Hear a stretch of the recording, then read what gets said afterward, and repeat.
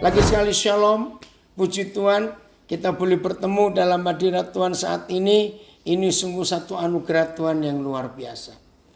Saya tidak tahu kenapa pujian kita yang terakhir tadi, sebelum kita berdoa, itu luar biasa. Berserah penuh dalam hadirat-Mu. Kau ambil alih seluruh hidupku. Saya suka kata-kata itu. Tapi saya minta kita jujur. Ya, setiap kita saya minta jujur. Prakteknya sulit atau mudah. Berserah penuh dalam kehendak-Mu. Jawab, susah atau mudah prakteknya? Saya percaya semua kita pasti akan menjawab susah. Apalagi ketika kalimat ini kita ucapkan, kau ambil alih seluruh hidupku. Saya percaya semua kita berkata sulit.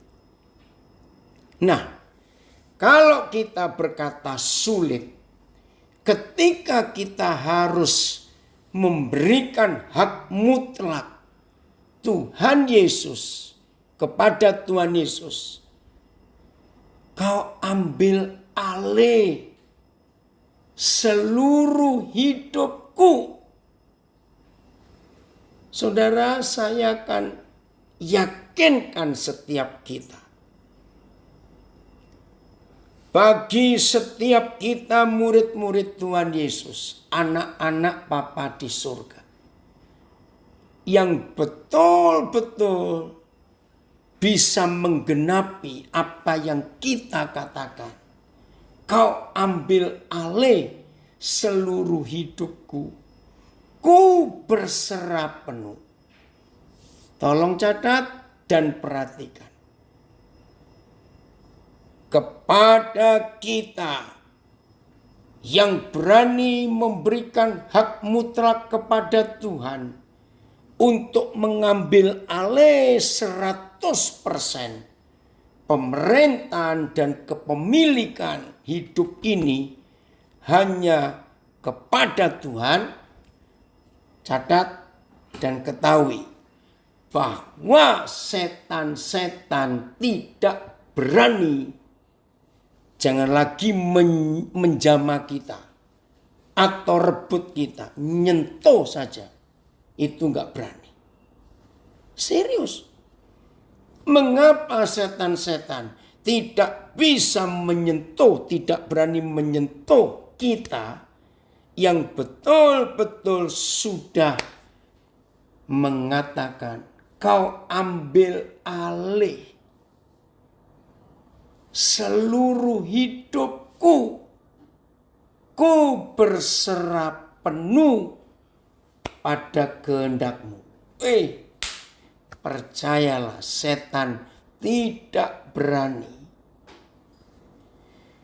Kalau ada orang Jawa, maafkan saya yang gak Jawa. Gereja-gereja di Jawa punya satu lagu yang unik buat saya.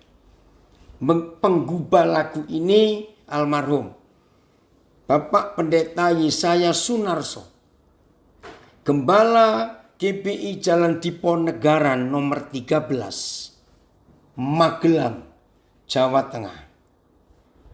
Tahun 70-an akhir, saya panggil dia Pak Narso.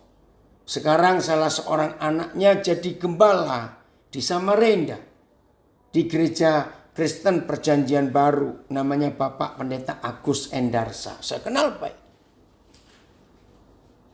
Nah, ada lagu yang dikatakan begini.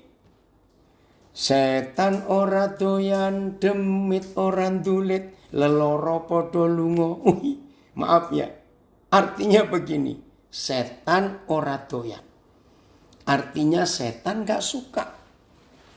Demit itu kroco-kroconya setan. Orang dulit.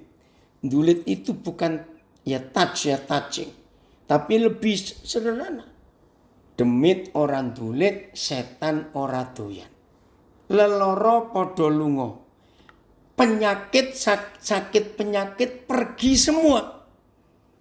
Ketika saudara dan saya berani memberikan hak mutlak Tuhan untuk berkuasa 100% atas hidup ini. Kau ambil alih seluruh hidupku. Ku berserah penuh. Serius. Makasih Dennis, kalian pilih pujian ini. Tapi jangan cuma menyanyi. Setuju? Praktekkan. Pelan-pelan ya. Karena statement berikut ini akan mengagetkan banyak orang. Tuhan Yesus tidak akan pernah merampas hak kita. Tidak.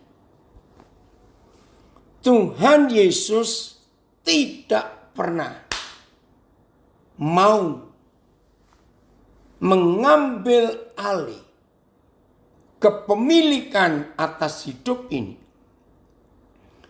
Kecuali saudara dan saya menyerahkan hak kepemilikan itu kepada Tuhan. Tolong perhatikan ini. Dia nggak mau. Ayat mana yang saya pakai? Wahyu 3 ayat 20. Lihat, aku berdiri di muka pintu sambil ketok. Aneh. Rumah siapa yang diketok di Wahyu 3 ayat 20? Rumahnya sendiri. Itu gereja Laodikia. Lucu. Masa Tuhan Yesus mau pulang ke rumahnya sendiri, dia pakai ketok? Coba saya tanya.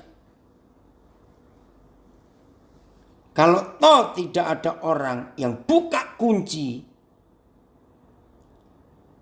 pintu apapun juga, dengar ya pertanyaan saya. Kalau ada orang yang tidak mau buka kunci pintu itu, tolong jawab pertanyaan saya.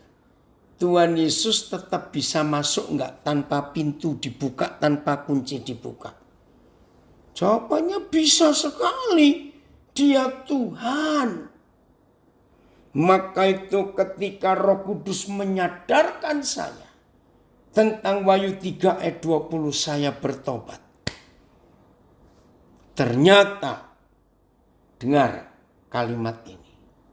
Tuhan kita walaupun omnipresent, omnipotent, maha hadir, maha kuasa, ternyata dia tidak pernah mendobrak pintu yang tertutup. Dia tidak mau dobrak. Dia tunggu siapa yang dengar ketukannya dan buka pintunya. Ini anak saya kirim the message. Look at me. I stand at the door. I knock.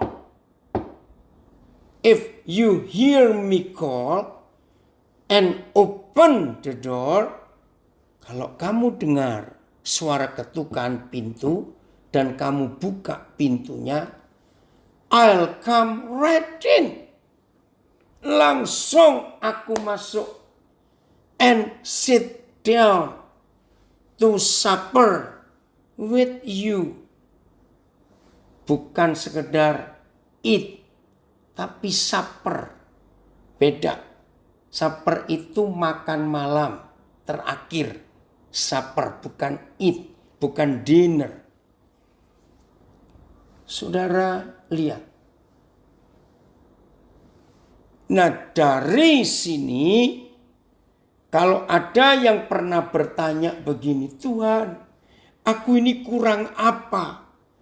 Doa pagi sudah, doa puasa sudah, doa malam juga ikut. Bible study aku ikut. Baca Alkitab. Kan sekarang di Indonesia itu banyak, saya nggak tahu kalau di Amerika. Di Indonesia ini banyak WhatsApp grup. Orang baca Alkitab rutin setiap hari berapa pasal. Banyak mau cari model apa saja ada. Kurang apa Tuhan? Doa pagi sudah, doa puasa ikut, doa malam ikut, baca Alkitab ikut, belajar Alkitab ikut. Terus tambahan terakhir, persembahanku juga rajin. Tuhan tahu perpuluhanku nggak pernah terlambat. Tapi mengapa hidupku tetap payah, hidupku tetap susah, hidupku tetap berat, hidupku berantakan? Maka hari ini jawabannya adalah seberapa jauh Tuhan Yesus kita beri kedaulatan penuh untuk mengambil alih seluruh hidup kita. Di situ letak masalahnya. Ini luar biasa, saudara. Maka itu saya ulangi lagi. Pujian yang baru kita naikkan. Kau ambil alih seluruh hidupku, ku berserah penuh. Itu artinya saudara dan saya mendengar ketukan pintu. Tuhan Yesus ingin masuk di hidup kita. Dan begitu kita beri kesempatan kepada Tuhan Yesus, ambil alih 100% hidupku. Dari mulai cara kita berpikir, dari mulai mata kita melihat sesuatu, memutuskan mendengar sesuatu, memutuskan berkata sesuatu, memutuskan di hati ini sesuatu, dan seterusnya. Sampai ke kaki kita melangkah kemana, itu atas kedaulatan Tuhan. His sovereignty. Maka ketika setan-setan tahu bahwa saudara dan saya berani kau ambil alih Tuhan seluruh hidupku, setan tahu, percayalah, setan ora doyan, demit orang dulit. Perhatikan, sungguh ini yang luar biasa. Saudara masih ingat Mazmur 23? Ada tulisan begini. Kau sediakan hidangan bagiku di hadapan para lawanku. Cari ayatnya ya.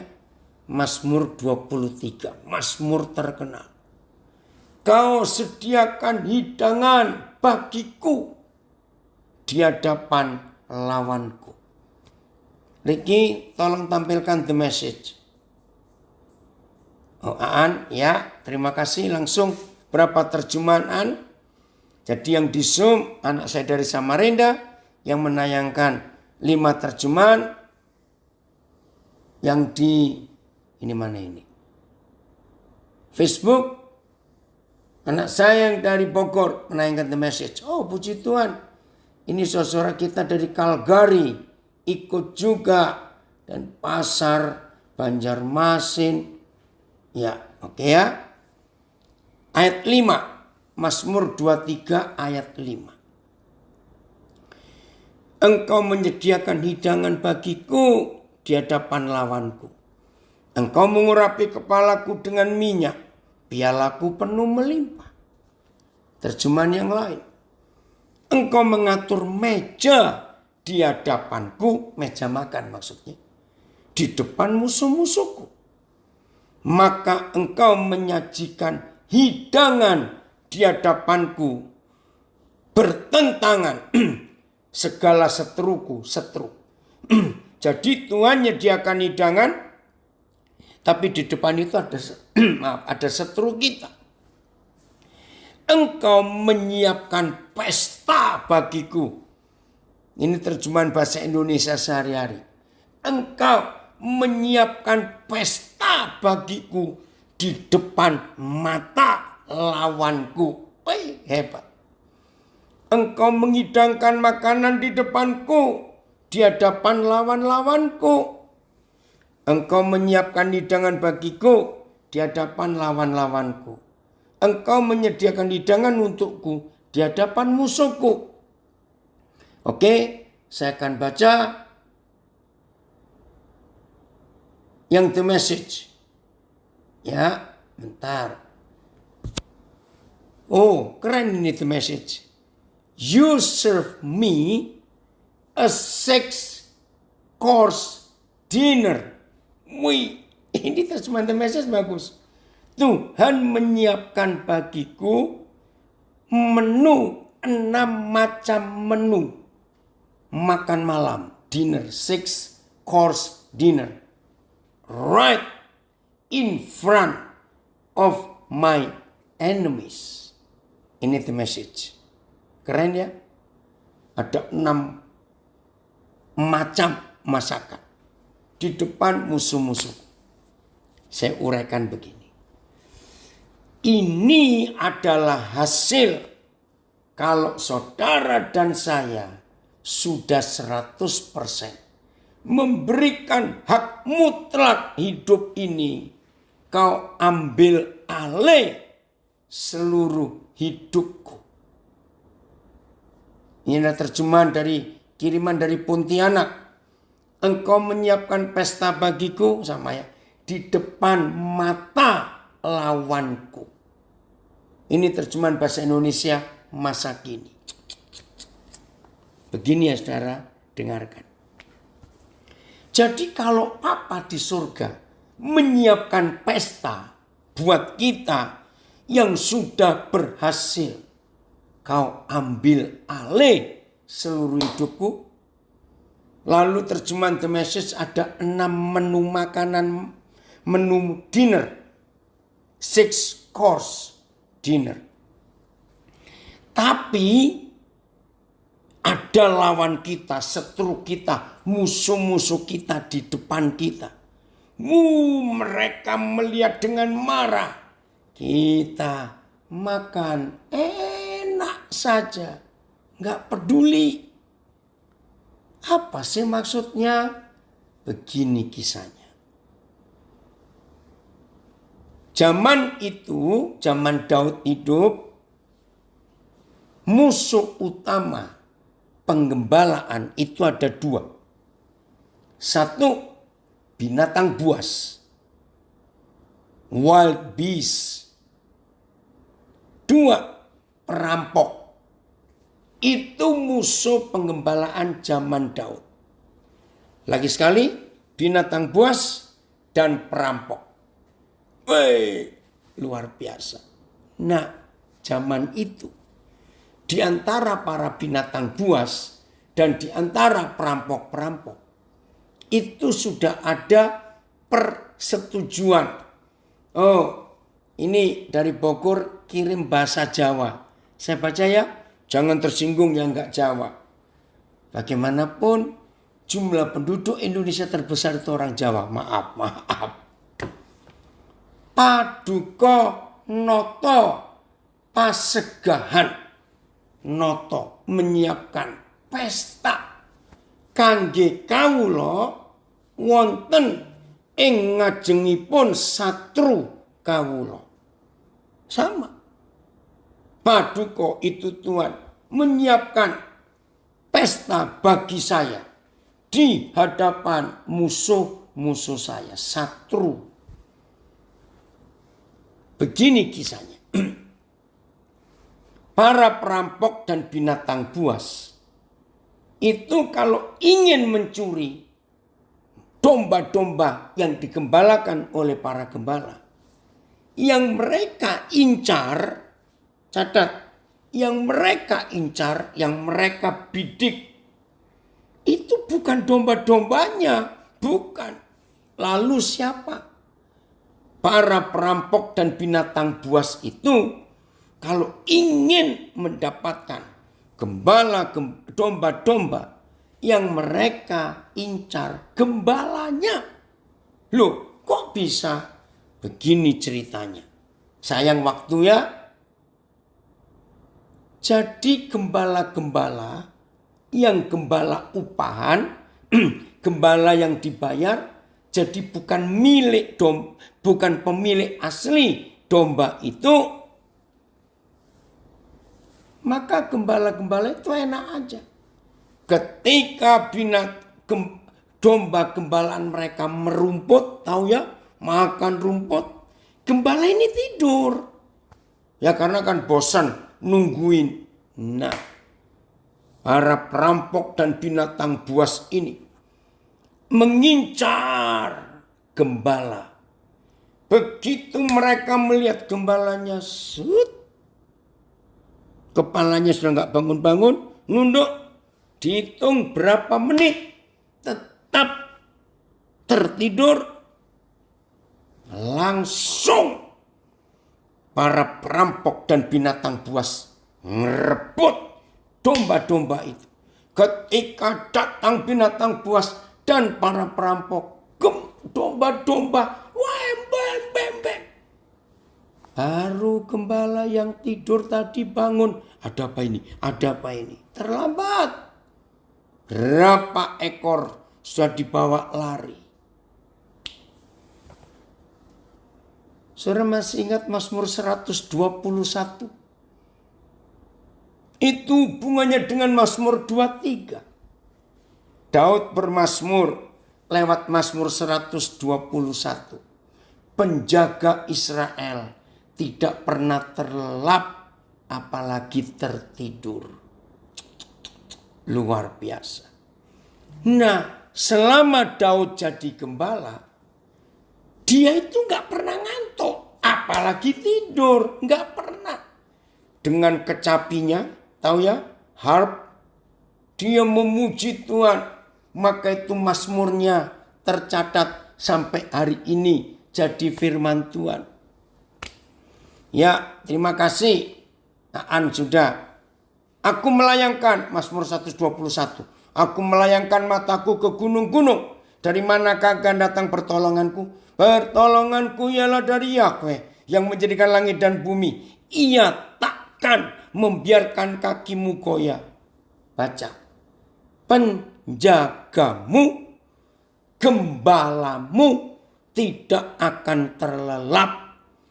Sesungguhnya tidak terlelap dan tidak tertidur penjaga Israel.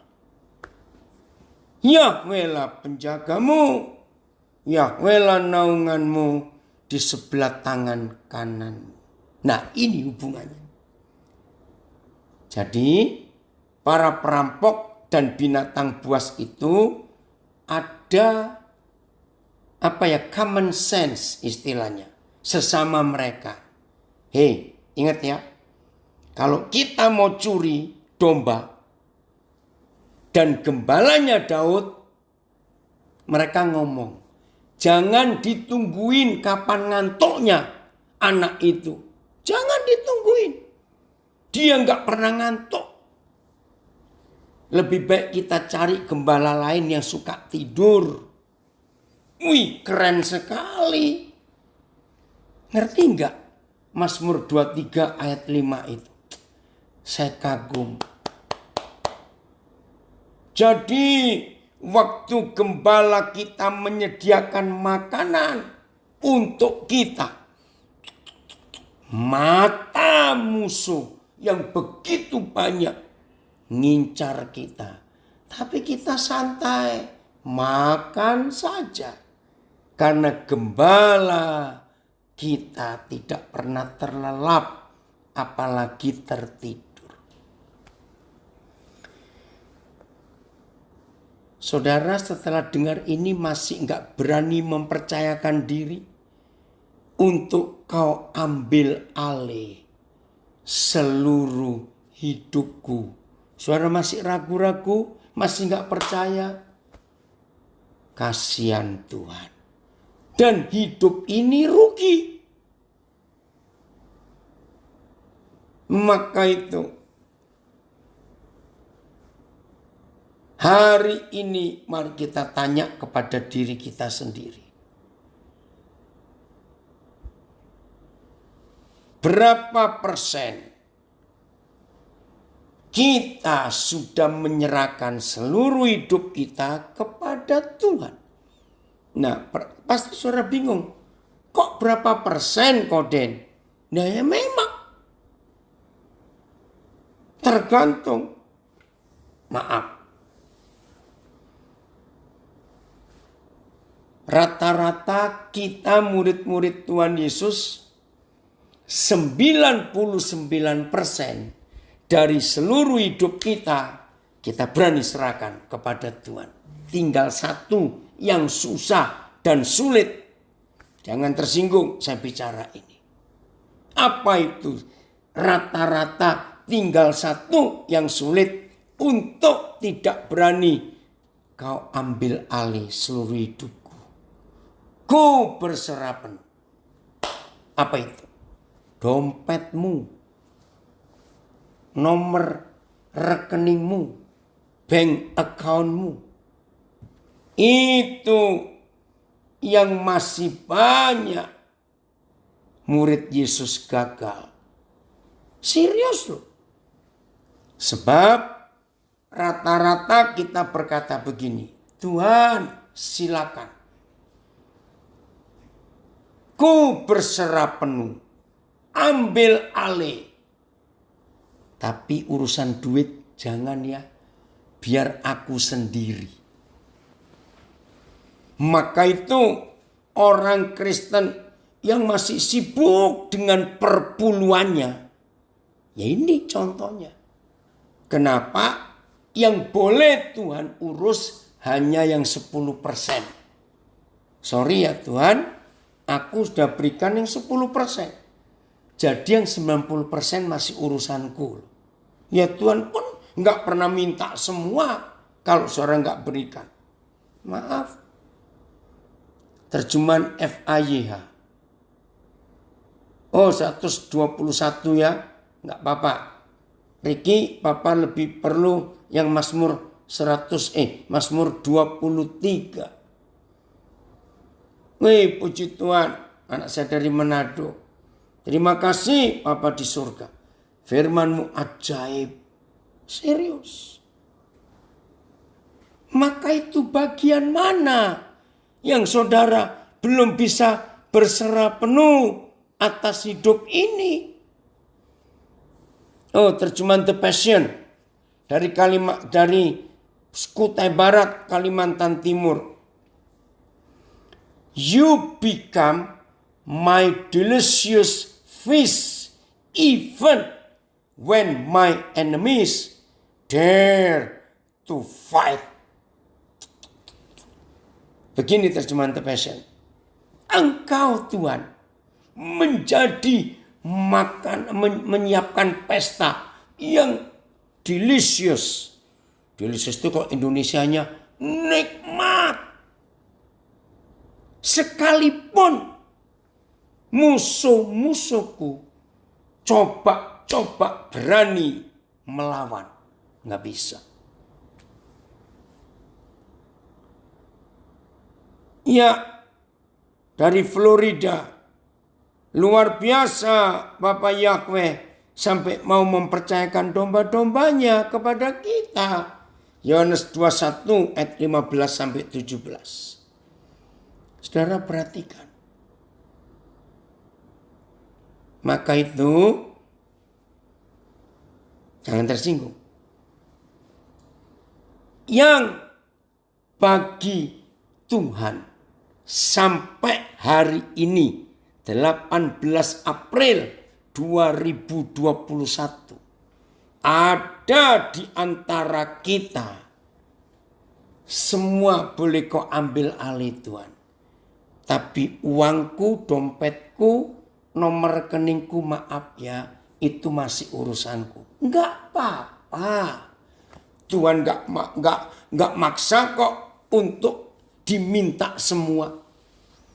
Tapi rugi kalau kita tidak berani menyerahkan semua. Terjemahan FAYH. Bentar. Engkau menyediakan meja perjamuan bagiku di hadapan musuh-musuhku. Sama. Wih, ini luar biasa. Saya nggak akan lupa.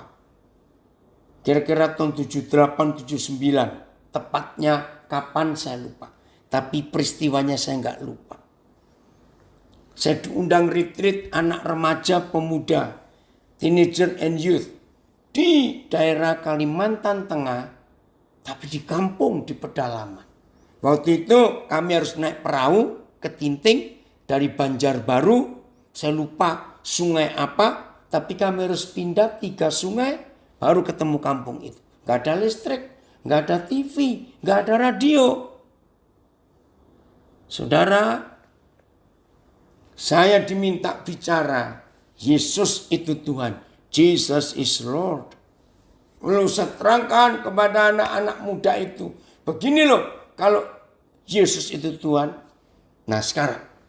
Apa yang kalian masih sulit serahkan? Saudara dengar kesaksian ini. Ada seorang anak muda. Waduh kata-katanya. Apa ya. Bahasa Indonesia itu perfect. Saya sampai heran. Di pedalaman begini. Ada anak muda nyusun kalimatnya bagus sekali. Terus saya tanya, apa yang sulit? Cuma satu om. Aduh om, pokoknya saya nggak bisa om. Nyerahkan yang satu ini. Yang lain saya serahkan Tuhan, saya berani. Tapi untuk yang satu saya nggak berani. Apa itu? Wih saudara, pertama saya itu iba sekali melihat anak muda serohani ini. Begitu saya dengar jawabannya, saya jadi berubah. Ini anak. Tapi saya mikir, betul yang anak muda ini katakan. Ini loh, dengar baik-baik. Apa yang dia belum berani serahkan kepada Tuhan 100% untuk diambil alih?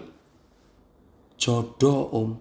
Loh, kenapa kamu tidak berani menyerahkan jodohmu kepada Tuhan? Lah yang sudah menikah nggak boleh dengar ini. Ini untuk yang belum menikah.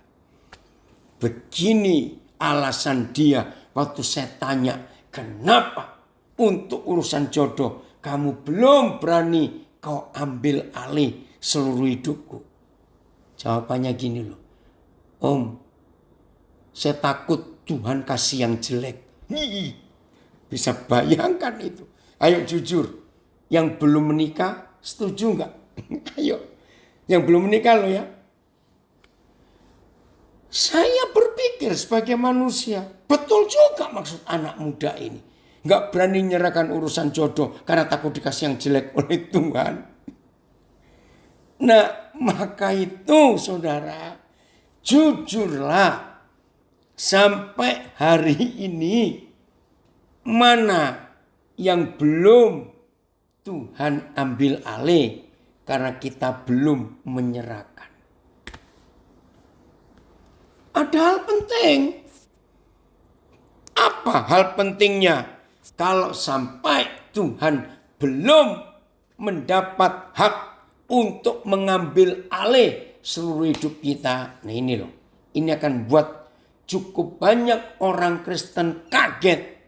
Sulit percaya. Tapi ini betul. Nah,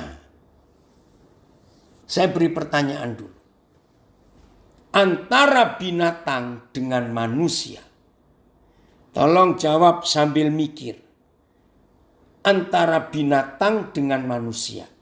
Saya tambahkan juga pohon-pohonan. Ya. Siapa yang bisa dan berani berkata tidak kepada Tuhan. Binatang atau orang? Ayo, siapa bisa jawab? Yang bisa berkata tidak kepada Tuhan itu manusia atau binatang? Manusia. Betul. Binatang itu nggak pernah bisa berkata tidak. Saya lanjutkan pertanyaan saya. Berarti antara manusia dengan binatang, siapa yang bisa dan berani melawan Tuhan? Ayo jawab. Orang. Sudah jawab ini yang di Facebook. Kita sudah berani berkata tidak, melawan lagi. Saya tanya, ketika Tuhan tahu kita berkata tidak dan kita melawan, tolong jawab, Tuhan paksa enggak untuk kita nuruti keinginan Tuhan? Ini loh yang saya kagum. Tuhan paksa kita tidak, saudara. Di Facebook sudah banyak jawab tidak. Manusia. Saudara, aduh, ini yang mengerikan. Betul, ada komen dari Belanda. Lord Jesus is a gentleman. Betul, dia sopan. Tuhan itu sangat sopan. Sebab Tuhan gak pernah dobrak hidup kita. Sopan. Nah, pertanyaan ketiga. Pertanyaan pertama tadi, antara orang dan binatang siapa bisa berkata tidak? Saudara jawab, binatang. Berarti manusia bisa berkata tidak kepada Tuhan. Pertanyaan kedua. Manusia atau binatang yang bisa melawan Tuhan? Semua jawab, manusia. Binatang itu gak bisa melawan Tuhan. Nah, pertanyaan ketiga, ini penting. Berarti Tuhan itu maha kuasa. Tuhan itu bisa menyatakan kemahakuasaannya kepada manusia atau kepada binatang. Oh, saya stop dulu. Ini dari Pontianak ada pertanyaan. Bagus, karena saya sering mendengar kalimat ini. Tapi ada yang mengajari, kalau doa katakan, paksakan kehendakmu dalam hidupku. Ditanya setuju atau tidak? Tidak. Sebab Tuhan tidak pernah memaksakan kehendaknya di hidup kita. Nah, yang di Amerika, saya harus ngomong. Tahun 80-an, gereja Amerika punya program namanya PUSH. PUSH. P-U-S-H. Artinya paksakan. PUSH. Nah, itu akronim. Singkatannya pray until something happen. PUSH. Itu salah. Berani istilahnya nge-push Tuhan. Ayo, berani? Apakah Tuhan kalau kita push, kita paksa, terus dia bilang ya, aku turutin. Enggak. Jadi salah. Kalau doa berkata paksakan kehendakmu Tuhan. Enggak bisa. Itu keputusan kita. Maka itu pertanyaan ketiga belum ada yang jawab ini. Tidak berani. Kalau berani itu orangnya kurang ajar. Maaf. Pertanyaan saya.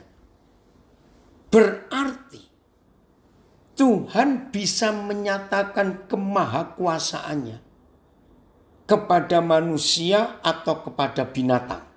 Setelah kita tahu fakta ini. Ayo.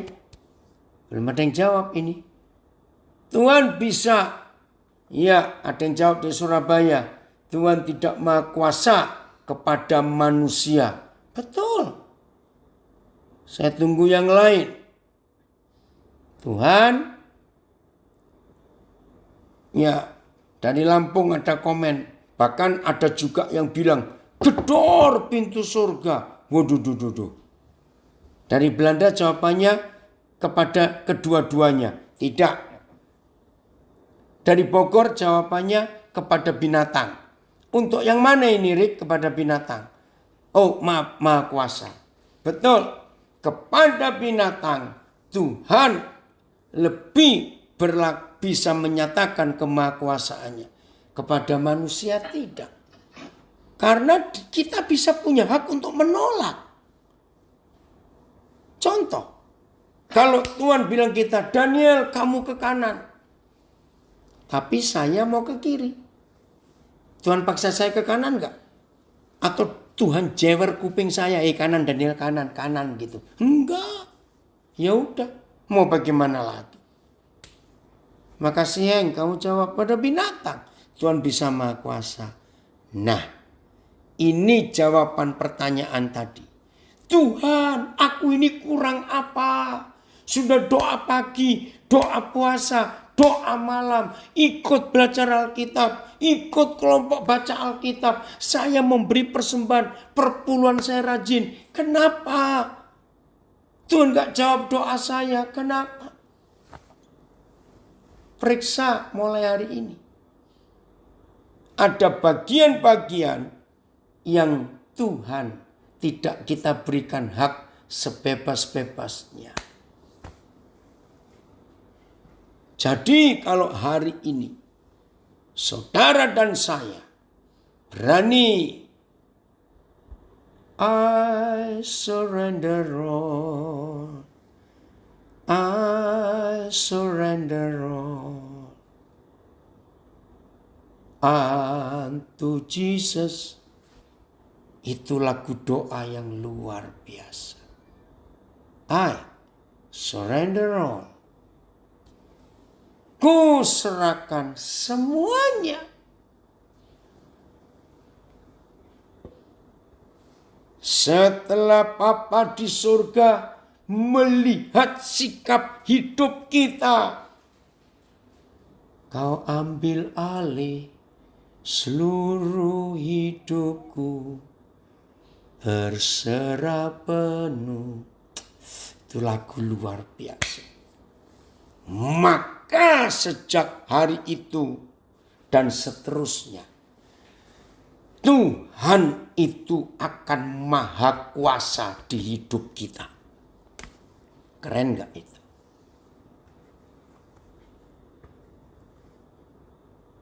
Jadi mulai hari ini, maaf, yang masih suka menyalahkan Tuhan, lalu ungkit-ungkit, tunggu dulu. Khusus saudara-saudara yang kekasih dari IFGF, Indonesian Full Gospel Church, yang di distrik Columbia area. Saya ingin sharing ini. Bagi anak-anak saya, komunitas saya yang sering ikut sudah tahu. Pasti ada yang tanya. Lalu bagaimana dong? Coba buka Lukas 11 ayat 9. Lah itu kenapa? Kan ada janji. Mintalah, kamu akan diberi. Carilah, kamu akan dapat. Ketoklah pintu, pintu akan dibuka bagimu. Nah, pasti ada yang tanya begitu. Ayo hari ini kita bahas. Anak saya dari Nabire ada yang belum tidur. Gorga, kamu belum tidur. Baik, Papa senang kamu ikut dengar. Berarti di Nabire sekarang, sudah jam 12 lewat. Jangan lupa besok bangun pagi kerja ya, Gorga. Oleh karena itu aku berkata kepadamu, Lukas 11 ayat 9. Oleh karena itu aku berkata kepadamu, mintalah, maka akan diberikan kepadamu. Carilah, maka kamu akan mendapat. Ketoklah, maka pintu akan dibukakan bagimu. Betul. Saya sangat percaya. Apalagi yang ngomong ini Tuhan Yesus. Tapi kita hampir tidak pernah menyelidiki kalimat pertama, oleh karena itu. Terjemahan apa ini? The Message, Ricky? Oke. Here's what I'm saying. Here's what I'm saying. Ini loh yang aku maksudkan. Maksudkan apa? Oleh karena apa kita diberi hak untuk cari, untuk minta, dan untuk ketok. Oleh karena apa? Nah, kita nggak pernah mencari oleh karena apanya itu. Nah, mulai ayat 5 Lukas 11 itu untuk kita ketahui satu terjemahan saja. Ya. FAYH. Demikian pula halnya dengan doa. Mintalah. Carilah, ketoklah. Satu terjemahan supaya bisa Lukas 11 ayat 5 sampai 8. Saya percepat. Satu terjemahan baru saja. Bisa? Lalu kata Yesus kepada mereka. Nah ini loh. Oleh karena apanya itu mulai ayat 5.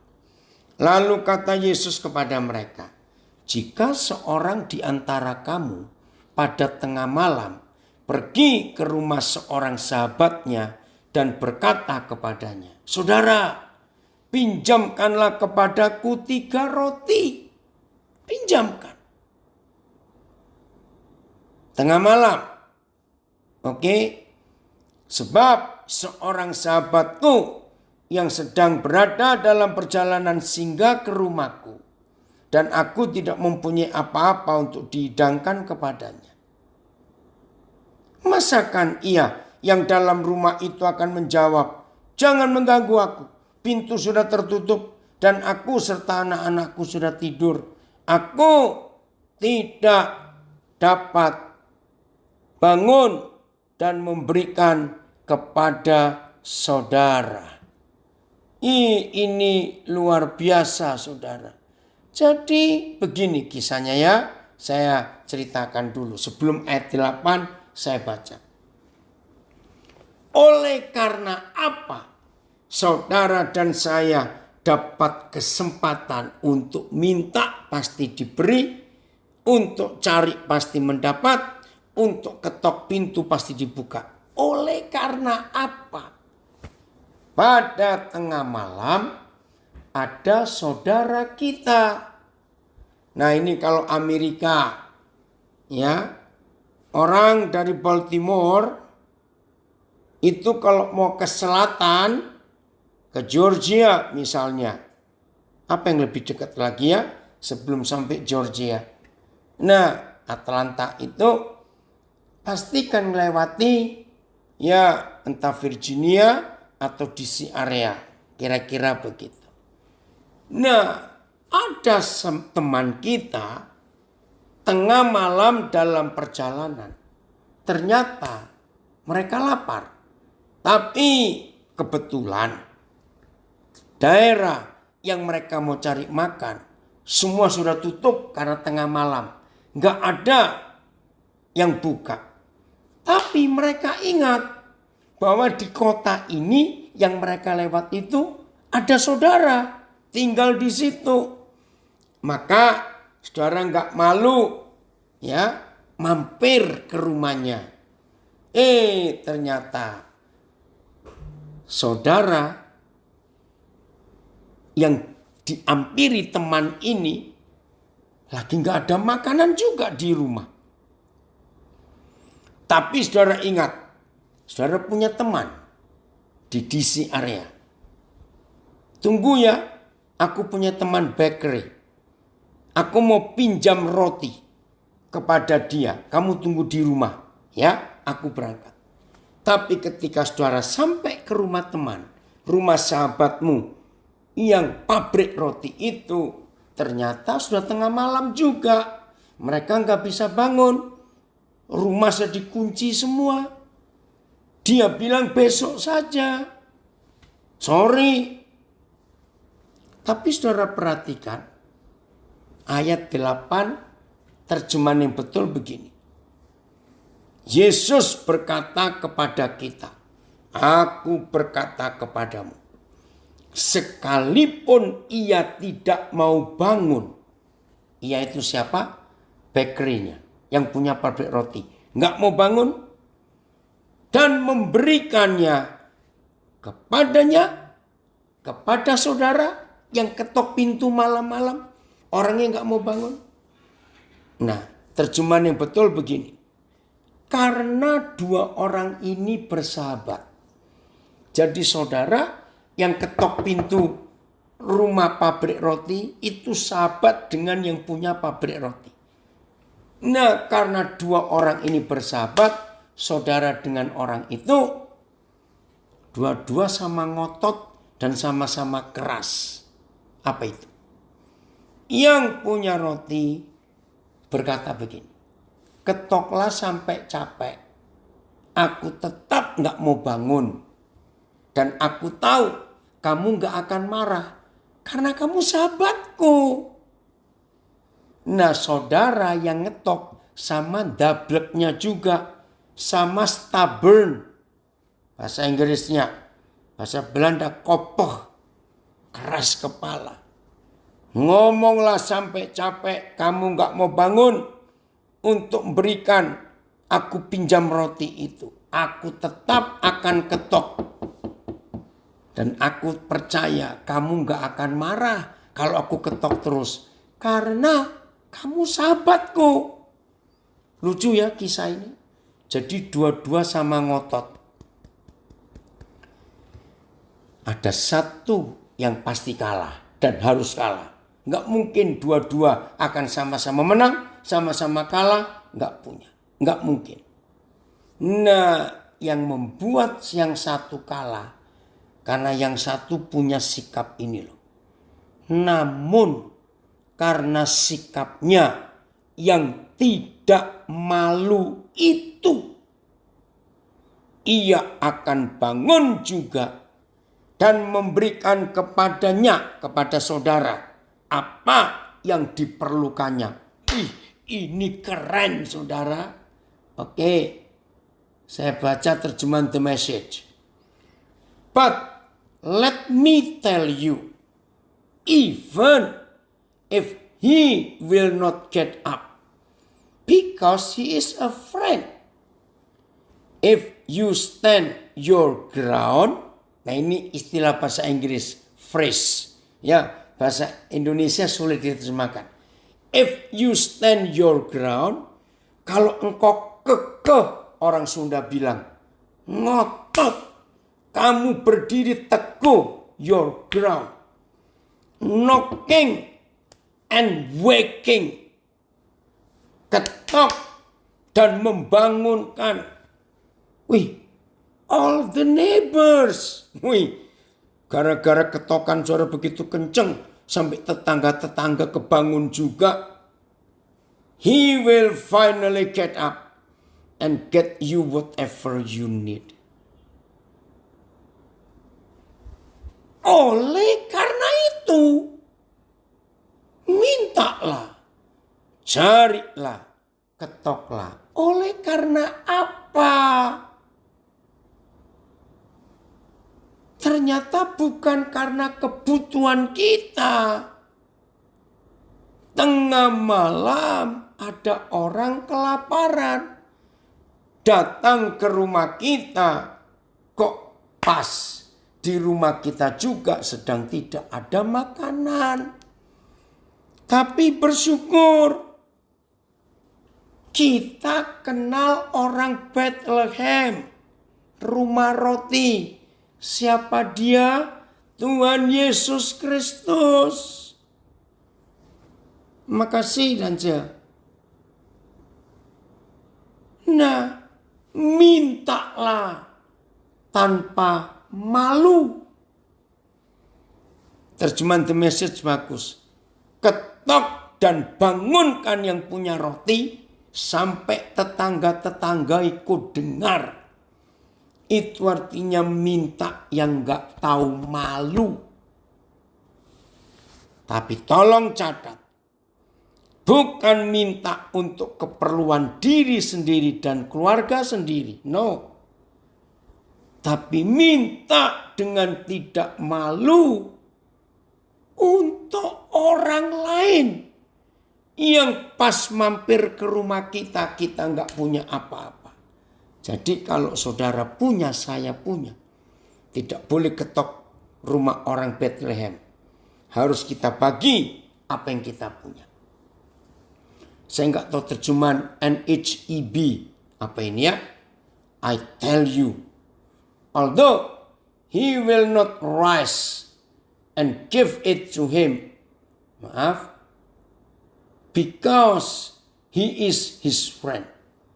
Yet, because of his persistence, karena sikapnya yang ngotot, he will get up and give him as many as he needs.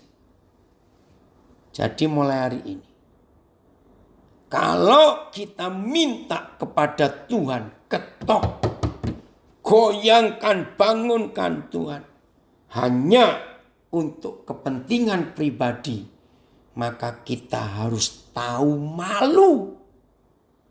Shame on you. Kalau kita minta hanya untuk kepentingan kita sendiri. Tapi ketika kita sedang tidak punya, ada orang yang datang kepada kita. Aduh, jangan takut. Ada Yesus. Amin. Ada Yesus yang punya. Itu arti Lukas 11 ayat 9. Jadi saudara, kalau mulai hari ini ya, saudara dan saya hidup penuh kebenaran, maka percayalah Tuhan akan berbuat sesuatu untuk kita. Kristo, awas kamu ya. Tengah malam bretok sudah tutup, kata anak saya ini. Awas kamu. Mari kita periksa diri. Setelah kita belajar firman ini, maka percayalah saudara. Kalau saudara dan saya berani, I surrender all. Kalau kita berani menyerahkan seluruhnya, hidup ini, jangan lupa termasuk dompetmu, saldo rekeningmu, bank accountmu, maka hidup ini luar biasa. Ada yang komen dari hamba Tuhan di Surabaya, Setiawan. 2 blek pol, maaf, ini Jawa. Saudara, Tuhan saja berani berserah kepada kita. Keren gak ini? Yang punya roti itu kan menggambarkan diri Tuhan sendiri. Lihat, Tuhan bisa kalah loh dengan kita. Tuhan bisa kalah. Maka itu ayo mulai hari ini saudara, kita dengan serius mengerti firman ini. Berserah penuh. Jadi Tuhan kita itu luar biasa. Ayat terakhir. Sebelum kita tutup ibadah kita hari ini, biarlah ini menjadi bagian utama dalam hidup kita. Untuk Tuhan bisa berbuat semau-maunya dalam hidup ini. Luar biasa. Kalau Tuhan bisa berbuat semau-maunya, hidup ini menyenangkan. Ingat, ketika setan-setan tahu bahwa saudara dan saya berani berkata, kau ambil alih seluruh hidupku. Setan ora doyan, demit orang dulit. Setan takut untuk nyentuh kita, enggak berani. Jadi Tuhan cari seberapa jauh kita memberikan hak mutlak kepada Tuhan atas hidup ini. Seberapa jauh, saudara? Wih, kalau kita berani total, keren. Hidup ini jadi indah, menyenangkan. Hidup ini jadi bahagia. Hidup ini jadi ringan. Hidup itu jadi enak. Hidup itu jadi indah. Karena dia mengambil alih 100% hidup ini. Jelas? Ini ayat yang terakhir. Biarlah ini jadi bagian hidup kita semua. Galatia 2 ayat 20. Siapa sekarang yang hidup di dalam kita? Ini pertanyaan penting.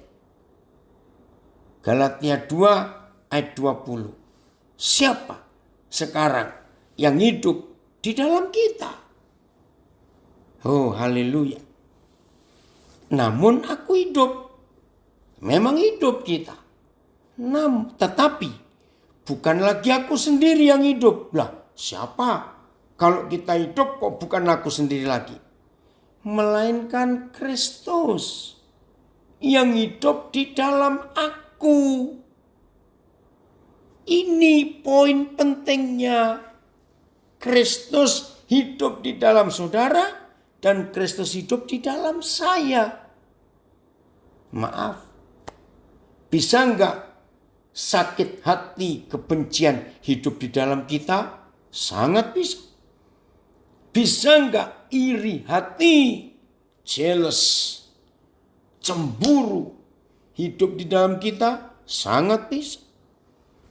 Bisa tidak percabulan dan dosa-dosa yang lain hidup di dalam kita? Sangat bisa. Yang terakhir, bisa enggak duit, uang yang hidup di dalam kita? Sangat bisa. Dan rata-rata begitu manusia. Jadi kita harus tahu siapa yang hidup di dalam kita. Dialah yang berkuasa atas hidup kita. Kalau percabulan, perjinan dan sejenisnya hidup di dalam kita, berarti mereka yang berkuasa atas kita. Termasuk uang. Juga begitu. Siapa yang berkuasa? Puji Tuhan kalau Tuhan Yesus yang kita izinkan hidup di dalam kita.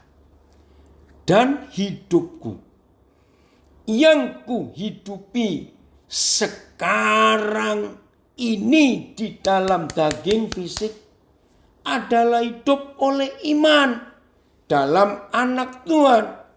Saya stop dulu. Oh, ada yang komen dari Lampung. Pantesan masih ada yang dulit-dulit, artinya yang ganggu-ganggu hidupku. Karena belum bisa menyerahkan kepada Tuhan. Aku harus belajar bisa berserah. Betul. Terjemahan The Message. Christ's life showed me how and enabled me to do it. Wih, luar biasa. Untuk bisa Tuhan mengambil kendali dan berkuasa atas hidup kita, kita harus berani izinkan Kristus merevolusi hidup kita. Betul. Dengan berserah penuh. Dan hidupku yang kuhidupi sekarang di dalam daging adalah hidup oleh iman dalam anak Tuhan. Sama saya ganti. Kalau saudara hidup di dalam daging karena uang yang menguasai, maka hidup kita adalah oleh uang. Tergantung apa yang kita akan kerjakan sesuai dengan siapa yang kita berikan kedaulatan penuh untuk memerintah di dalam hidup kita. Terima kasih. The message-nya kurang. I identified myself completely with him. Puji Tuhan. Haleluya. Jadi kalau mulai hari ini saudara dan saya berani menyerahkan sepenuhnya hidup ini, kedaulatan Tuhan Yesus nyata di hidup kita. Hidup ini luar biasa. Kemenangan pasti ada di pihak kita. Tuhan Yesus memberkati kita semuanya. Happy Sunday all. Ya, terima kasih Pastor Rio. Koden bersyukur dapat kesempatan ini. Mari mulai hari ini kita bisa berkata, kau ambil alih seluruh hidupku,